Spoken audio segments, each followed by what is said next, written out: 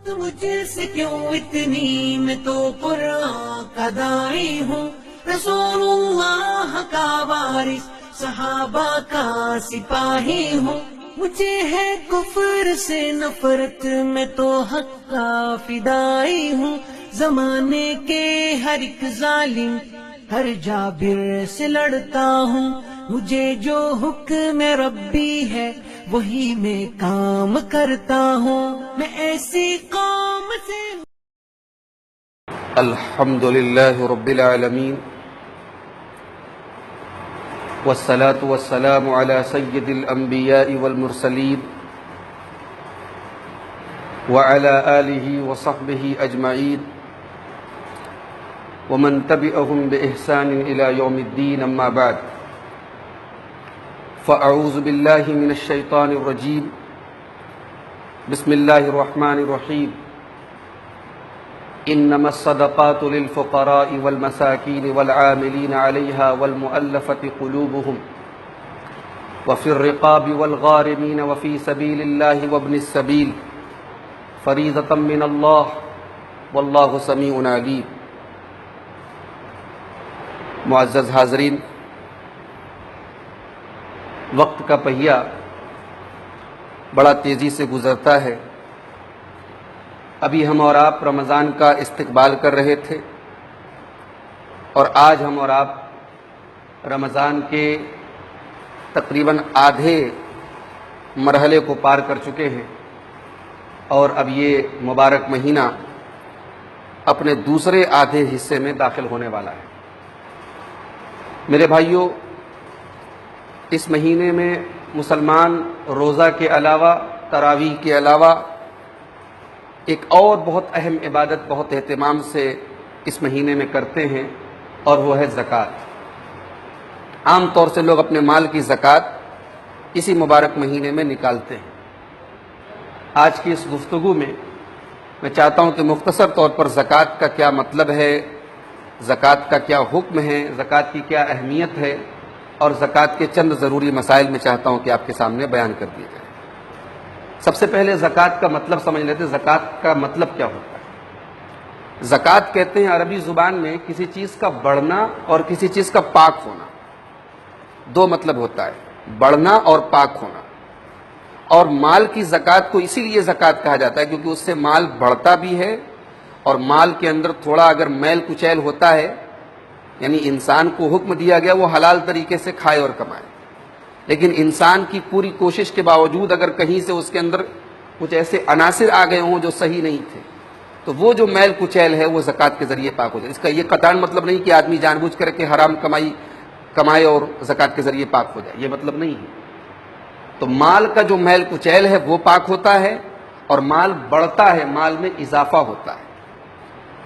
زکوٰۃ فرض ہے صاحب استطاعت کے اوپر، جس کے پاس اتنا مال ہے جس کے اندر زکوٰۃ فرض ہوتی ہے، تو زکوٰۃ فرض ہے۔ زکوٰۃ اسلام کے 5 جو بنیادی ستون ہیں جن کے اوپر اسلام کی بنیاد ہے، ان 5 چیزوں میں سے اسلام میں تیسرے نمبر پر زکوٰۃ ہے۔ پہلے نمبر پر کلمہ توحید ہے، اللہ تعالیٰ کی توحید اور اللہ کے رسول کی رسالت کا اقرار۔ دوسرے نمبر پر نماز ہے، اور تیسرے نمبر پر زکوٰۃ ہے۔ اسی لیے علماء کا اتفاق ہے کہ اگر کوئی آدمی زکوٰۃ کا انکار کرے، زکوٰۃ کو فرض نہ مانے، تو وہ کافر ہو جاتا ہے۔ اگر کوئی آدمی زکوٰۃ کو فرض نہ مانے تو وہ کافر ہو جاتا ہے، اور اگر کوئی زکوٰۃ دینے میں آناکانی کرے تو بہت بڑا گنہگار ہے اور فاسق ہے اور گناہ کبیرہ کا مرتکب ہے۔ اللہ تعالیٰ نے قرآن میں اسلام اور کفر کے درمیان فرق کرنے والی چیز اسے زکوٰۃ کو قرار دیا۔ اللہ نے فرمایا سورہ حامیم السجدہ کے اندر، وَوَيْلٌ لِّلْمُشْرِكِينَ الَّذِينَ لَا يُؤْتُونَ الزَّكَاةَ وَهُمْ بِالْآخِرَةِ هُمْ كَافِرُونَ۔ مشرکوں کے لیے بربادی ہے جو اپنے مال کی زکوٰۃ نہیں دیتے اور آخرت کا انکار کرتے ہیں۔ گویا زکوٰۃ نہ دینے والوں کو اللہ تعالیٰ نے مشرک اور کافروں کے ساتھ گردانا ہے۔ یہ زکوٰۃ کی اہمیت ہے۔ زکوٰۃ دینے سے ہمارے مال میں برکت ہوتی ہے۔ اللہ تعالیٰ نے فرمایا سورہ سبا کے اندر، وَمَا أَنفَقْتُم مِّن شَيْءٍ فَإِنَّ اللَّهَ يُخْلِفُهُ وَهُوَ خَيْرُ الرَّازِقِينَ۔ تم جو بھی اللہ کی راہ میں زکوٰۃ دیتے ہو، اللہ اس کا بہترین بدلہ تمہیں دیتا ہے، اور اللہ سب سے بہترین روزی دینے والا ہے۔ اللہ تعالیٰ نے سورہ بقرہ میں فرمایا قرآن کریم کے 3 پارے میں مثل الذین ينفقون اموالهم فی سبیل اللہ کمثل حبہ، جو لوگ اللہ کی راہ میں زکوٰۃ دیتے ہیں، صدقہ دیتے ہیں، ان کی مثال اس دانے کی طرح ہے انبتت 7 سنابل، ایک دانے سے 7 بالیاں نکلتی ہیں، فی کل سنبلۃ 100 حبہ، اور ہر بالی کے اندر 100 دانے ہوتے ہیں، گویا ایک دانے سے 700 دانے نکلتے ہیں۔ تو اللہ کی راہ میں اگر کوئی آدمی 1 روپیہ خرچ کرتا ہے تو کم سے کم اس کو 700 گنا اس کو اللہ تعالیٰ کی طرف سے اس کا ثواب دیا جاتا ہے، اور 700 گنا تک دنیا میں بھی اس کو دیا جاتا ہے۔ تو یہ بات یاد رکھیے کہ زکوٰۃ دینے سے مال گھٹتا نہیں ہے، مال بڑھتا ہے۔ ہاں، زکوٰۃ نہ دینے سے دنیا میں بھی بربادی اور آخرت میں بھی بربادی۔ اللہ نے فرمایا سورہ آل عمران کے اندر وَلَا يَحْسَبَنَّ الَّذِينَ يَبْخَلُونَ بِمَا آتَاهُمُ اللَّهُ مِنْ فَضْلِهِ هُوَ خَيْرًا لَّهُمْ، جو لوگ اللہ کے مال میں کنجوسی کرتے ہیں اور اللہ کی راہ میں زکوٰۃ نہیں نکالتے، وہ یہ نہ سمجھیں کہ وہ زکوٰۃ نہ دے کر کے اچھا کر رہے ہیں، بل هُوَ شَرٌّ لَّهُمْ، وہ برا کر رہے ہیں۔ سَيُطَوَّقُونَ مَا بَخِلُوا بِهِ يَوْمَ الْقِيَامَةِ، ان کا مال ان کے گردن میں قیامت کے دن طوق بنا کر کے ڈالا جائے۔ میرے بھائیو، اللہ کے رسول صحیح بخاری اور صحیح مسلم کی حدیث میں کہتے ہیں کہ جو اپنے مال کی زکوٰۃ نہیں نکالتا اس کا مال ایک گنجے سانپ، گنجا سانپ جو ہوتا ہے وہ زیادہ زہریلا ہوتا ہے، گنجے سانپ کی شکل میں، جس کی آنکھوں کے پاس 2 کالے دھبے ہوتے ہیں، اس کی شکل میں اس کے گردن میں آ کے لپٹ جائے گا اور کہے گا انا کنزک انا مالک، میں ہوں تیرا خزانہ، میں ہوں تیرا مال، تو میری زکوٰۃ نہیں نکالتا تھا۔ اللہ تعالیٰ نے فرمایا سورہ توبہ کے اندر والذین یکنزون الذهب والفضة ولا ينفقونها فی سبیل اللہ فبشرهم بعذاب علیم، جو لوگ اپنے گھروں میں سونا اور چاندی بھرتے ہیں اور اس کی زکوٰۃ نہیں نکالتے، انہیں دردناک عذاب کی بشارت دے دو۔ یوم یحمى علیہا فی نار جہنم فتقوی بها جباہهم وجنوبهم وظہورهم، قیامت کے دن ان کے سونے اور چاندی کے زیورات کو اور سونے چاندی کے سامانوں کو جہنم کی آگ سے تپایا جائے گا اور پہلے ان کے ماتھے کو داغا جائے گا۔ کسی ضرورت مند کو دیکھ کر سب سے پہلے ایک بخیل آدمی کے ماتھا سکڑتا ہے، پہلے پیشانی پر بل پڑتا ہے، تو اللہ پہلے ماتھے کو داغے گا، وجنوبہم، اور پہلو کو داغے گا۔ انسان کسی ضرورت مند کو دیکھ کر کے پہلو دکھاتا ہے، گھوم جاتا ہے، تو پہلو کو داغا جائے گا، وظہورہم، اور پیٹھ کو داغا جائے گا کیونکہ پیٹھ دکھا کے بھاگ جاتا ہے۔ تو پیشانی کو، پہلو کو اور اسی طریقے سے پیٹھ کو داغا جائے گا اور کہا جائے گا ھذا ما کنزتم لانفسکم، یہی ہے وہ خزانہ، یہی ہے وہ مال جو تم جمع کرتے تھے، فذوقوا ما کنتم تکنزون، تو آج اس کا مزہ تم چکھو۔ اب آئیے زکوٰۃ کے چند ضروری مسائل سمجھتے ہیں۔ سونے اور چاندی کی زکوٰۃ کیا ہے؟ اللہ کے رسول حدیث میں فرماتے ہیں کہ سونے کا جو نصاب ہے وہ 20 مسقال ہے، موجودہ دور کے مطابق، موجودہ دور کے پیمانے کے مطابق 20 مسقال جو ہے یہ لگ بھگ 85 گرام کے برابر ہے۔ اگر 85 گرام سونا یا اس سے زائد سونا اگر کسی کے پاس ہے تو اس سونے پر اگر سال پورا ہو جاتا ہے، 1 سال تک وہ سونا اس کے پاس رہتا ہے، تو اس کے اوپر 2.5% اس سونے کی جو قیمت ہوگی اس کا 2.5% نکال کے 40واں حصہ نکال کے اس کو زکوٰۃ دینی پڑے گی۔ چاندی کا جو نصاب ہے وہ 200 درہم ہے۔ 200 درہم چاندی کی موجودہ دور میں جو ہے اس کا جو وزن ہے وہ تقریباً 595 گرام ہے۔ اگر کسی آدمی کے پاس 595 گرام یا اس سے زیادہ چاندی کے زیور ہیں یا چاندی ہے تو اس چاندی کے اوپر بھی زکوٰۃ فرض ہے اگر سال پورا ہو جاتا ہے، اور اس کا 2.5% اس کو اللہ کی راہ میں زکوٰۃ دینا ہے۔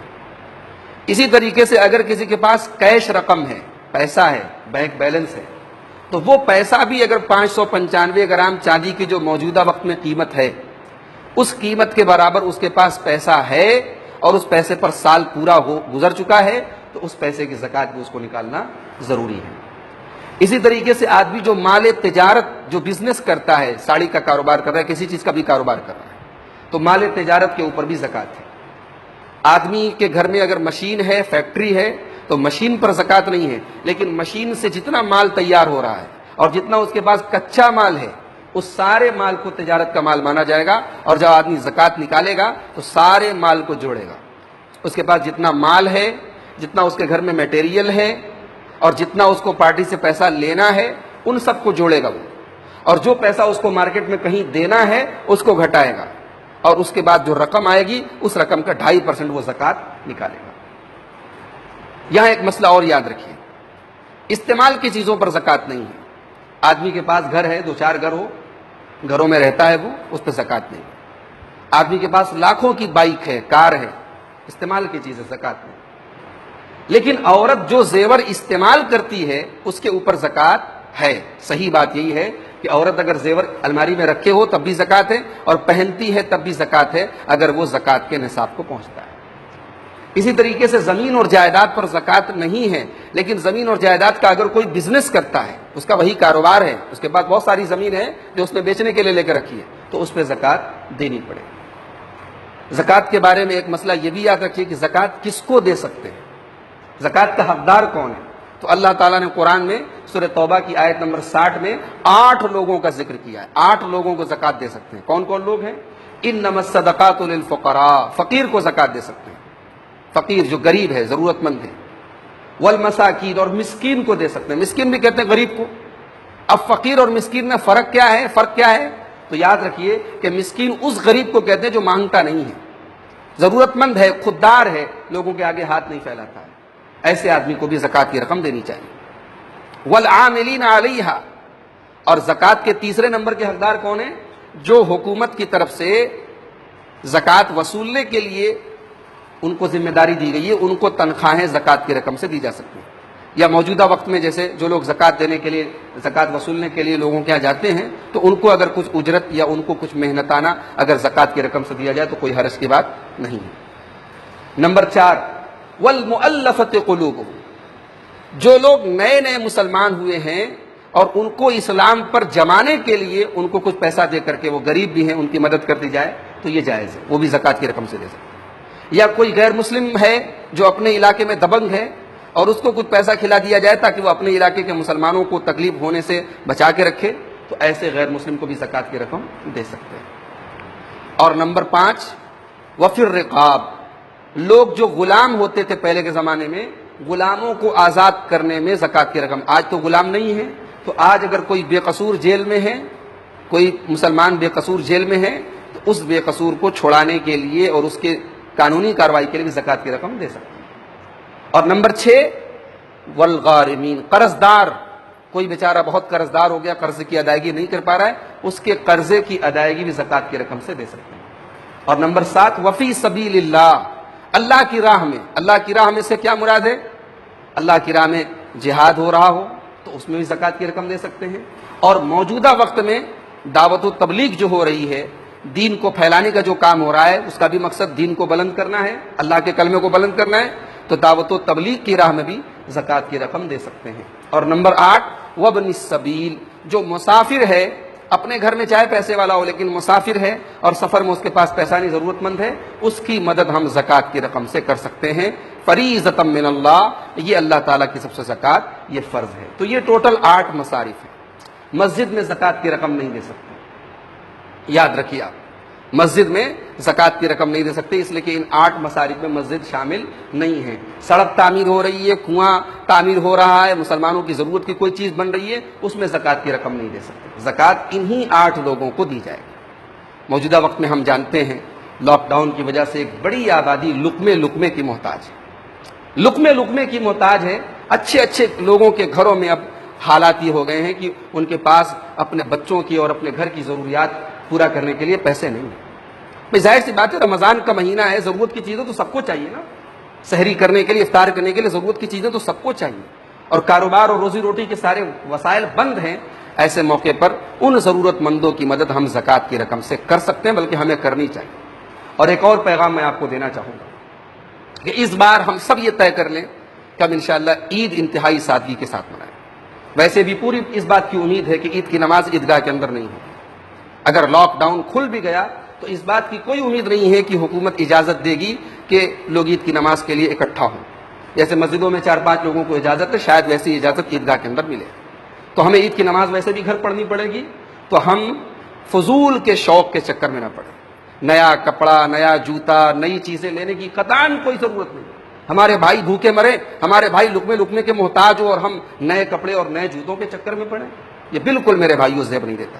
دوسری بات یہ کہ اگر حکومت کی طرف سے ڈیل بھی دے دی گی، مارکیٹ کھل بھی جائے، کپڑے کی دکانیں کھل بھی جائیں، اور ہم وہاں جا کے بھیڑ لگا لیں اور اللہ نہ کرے یہ بیماری پھر پھیل جائے، تو آپ نے میڈیا کا انداز دیکھا، تبلیغی جماعت کو بنیاد بنا کر کے اور تبلیغی جماعت کے اوپر جھوٹا الزام لگا کر کے کیسے پورے ہندوستان میں نفرت کا زہر بو دیا گیا. میڈیا تیار بیٹھا ہوا ہے, میڈیا تیار بیٹھا ہوا ہے, فرقہ پرست لوگ تیار بیٹھے, ہماری ایک غلطی سے تل کا تاڑ بنانے کے لیے وہ تیار بیٹھے. ہم اس بات کی کیا گارنٹی دے سکتے ہیں کہ مارکیٹ میں ہم بھیڑ لگائیں گے اور یہ بیماری نہیں پھیلے گی اور لوگ سوشل ڈسٹینسنگ بنا کے رکھیں گے؟ اس بات کی کوئی گارنٹی نہیں. لہٰذا خود بھی اور اپنے گھر کی عورتوں کو سختی سے تاکید کیجیے کہ کوئی ضرورت نہیں مارکیٹ میں جانے کی, اپنی ضرورت کی چیزیں گھر میں لائیے جو کھانے پینے کی ہیں. پرانے کپڑوں میں عید منا لو میرے بھائیوں, پرانے جوتے چپل میں عید منا لو, اور اس بار جو رقم بچے اس رقم سے اپنے ضرورت مند بھائیوں کی مدد کرو جو زیادہ حقدار ہیں. ہمیں اپنی اور اپنے بھائیوں کی صحت بچانا اور اپنی اور اپنے بھائیوں کی مدد کرنا یہ زیادہ اہم ہے اس بات سے کہ ہم نئے کپڑوں میں عید منائیں. زکوٰۃ کے تعلق سے ایک بات اور بتا دینا ضروری سمجھتا ہوں کہ زکوٰۃ ہم کسی ایسے رشتہ دار کو نہیں دے سکتے جس کی ذمہ داری ہمارے اوپر ہے. جیسے اولاد ہے, اولاد کو باپ زکوٰۃ نہیں دے سکتا کیونکہ باپ کے اوپر اولاد کی ذمہ داری ہے. اولاد اپنے ماں باپ کو زکوٰۃ نہیں دے سکتی کیونکہ ماں باپ کی ذمہ داری اولاد کے اوپر ہے. لیکن ہاں, اگر بیوی کے پاس زیورات ہیں اور وہ زیورات اتنے ہیں کہ ان کے اوپر زکوٰۃ فرض ہوتی ہے اور شوہر حالات کے تحت اتنا ضرورت مند ہے کہ وہ زکوٰۃ کی رقم لے سکتا ہے, تو بیوی اپنے ہی زیور کی زکوٰۃ اپنے شوہر کو دے سکتی ہے. تھوڑا سا عجیب لگ رہا ہوگا آپ کو کہ بھئی بیوی اگر زکوٰۃ دے گی شوہر کو تو وہ تو خرچ ہوگی بیوی کے اوپر, تو کوئی مسئلے کی بات نہیں, کوئی حرج کی بات نہیں. حضرت عبداللہ ابن مسعود رضی اللہ تعالیٰ عنہ کی بیوی حضرت زینب, یہ بخاری کی روایت ہے, مسلم کی روایت ہے, وہ اللہ کے نبی کے پاس آئیں اور کہنے لگی, اللہ کے نبی آپ نے کہا ہے کہ صدقہ کرو زکوٰۃ دو, تو میں نے میرے گھر میں کچھ سونا تھا, میں نے سوچا کہ زکوٰۃ نکالوں, تو میرے شوہر عبداللہ ابن مسعود کہہ رہے ہیں کہ وہ اور ان کے بچے, یعنی میرے شوہر اور میرے بچے یہ زیادہ حقدار ہیں اس کے, تو اے اللہ کے نبی کیا میں اپنے شوہر کو دے دوں وہ زکوٰۃ وہ صدقہ؟ تو اللہ کے رسول نے فرمایا کہ عبداللہ ابن مسعود صحیح کہہ رہے ہیں, تمہارے اس مال کے سب سے زیادہ حقدار تمہارے شوہر اور ان کے بچے ہیں. تو معلوم یہ ہوا کہ بیوی کے پاس اگر اتنا زیور وغیرہ ہے, یعنی اسلام میں ایسی چیز ہو سکتی ہے جو بیوی جس کی مالک ہے, بھئی بیوی کے پاس کچھ گہنا ہے, مالکن اس کی بیوی ہے, تو اس زیور کی زکوٰۃ بیوی اگر چاہے تو اپنے شوہر کو, اگر شوہر ضرورت مند ہے تو دے سکتی ہے, یہ بات یاد رکھیں. اسی طریقے سے اگر داماد غریب ہے, داماد اگر ضرورت مند ہے تو سسر اپنے بیٹی کو تو نہیں دے گا لیکن اپنے داماد کو, اب داماد اپنی بیوی پر بھی خرچ کرے گا تو کوئی حرج کی بات نہیں ہے, لیکن وہ سسر اپنے داماد کو زکوٰۃ کی رقم دے سکتا ہے اگر وہ حقدار ہو. تو یہ مسائل تھے, چند ضروری مسائل زکوٰۃ کے تعلق سے. آئیے ہم اللہ سے دعا کریں رب العالمین ہمیں اپنے مالوں کی صحیح طریقے سے زکوٰۃ ادا کرنے کی توفیق عطا فرمائے. رب العالمین ہمارے تمام عبادتوں کو, ہماری نماز, روزہ, تراویح اور زکوٰۃ, تمام قسم کی عبادتوں کو قبول فرما لے, ہمیں ریاکاری سے بچائے, ہمیں للہیت اور اخلاص کی توفیق دے. رب العالمین اس وبا سے جلد ہم سب کو راحت دے. رب العالمین تمام بیماروں کو شفا دے. رب العالمین تمام مجبوروں کی مدد فرمائے, جو بھی اس لاک ڈاؤن کی وجہ سے مجبور ہیں, ان کے گھر میں محتاجگی ہے, اللہ تعالیٰ ان کے فضل و کرم سے ان کو بے نیاز کر دے, ان کو وسعت دے دے. رب العالمین سب کے گھروں میں کھانے پینے کی ضروری چیزوں کو مہیا فرما دے. رب العالمین معاشرے کے جو دولت مند لوگ ہیں, جو مالدار لوگ ہیں, اللہ ان کو غریبوں کی اور ضرورت مندوں کی مدد کرنے کی توفیق عطا فرمائے. رب العالمین ہمارے روزی روٹی کے وسائل کو پھر سے بحال کر دے, ہمارے گھروں کے کام دھندوں کو پھر سے شروع کر دے. رب العالمین ہمارے اوپر جو یہ وبا اور مجبوری اور بیماری ہے, اے اللہ تو اس کو جلد سے جلد اٹھا لے, اور جب تک ہمیں دنیا میں زندہ رکھ, اسلام پر زندہ رکھ, اور ہم سب کا خاتمہ ایمان پر ہو. وآخر دعوانا ان الحمد للہ رب العالمین.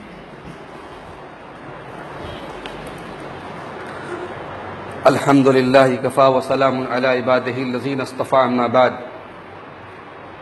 فاعوذ باللہ من الشیطان الرجیم. بسم اللہ الرحمن الرحیم. ان اللہ وملائکتہ یصلون علی النبی یا ایہا الذین آمنوا صلوا علیہ وسلموا تسلیما. اللہم صل علی محمد وعلی آل محمد کما صلیت علی ابراہیم وعلی آل ابراہیم انک حمید مجید. اللہم بارک علی محمد وعلی آل محمد کما بارکت علی ابراہیم وعلی آل ابراہیم انک حمید مجید. اللہم ارفع عنا ھذا البلاء عن جمیع المسلمین. اللہم ارفع عنا ھذا البلاء وعن جمیع المسلمین. ان اللہ یأمر بالعدل والإحسان وإیتاء ذی القربى وینہی عن الفحشاء والمنکر والبغی یعظکم لعلکم تذکرون.